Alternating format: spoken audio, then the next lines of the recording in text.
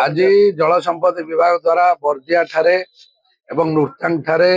एवं चषाखंड तीनटा केनाल अंचल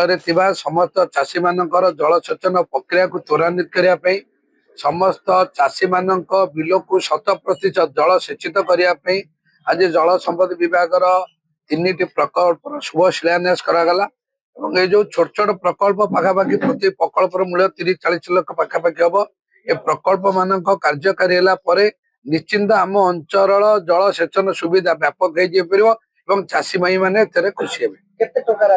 पाखापाखि 1 कोटी ऊर्ध्व टंकार 3 प्रकल्प शुभ शिलान्यास उपकृत हे नूरतांग मऊदा आंदपुर चापड़ा 4टी पंचायतर एवं सालेपुर निर्वाचन मंडल मिर्जापुर पर्यंत बहुत अंचल जनसाधारण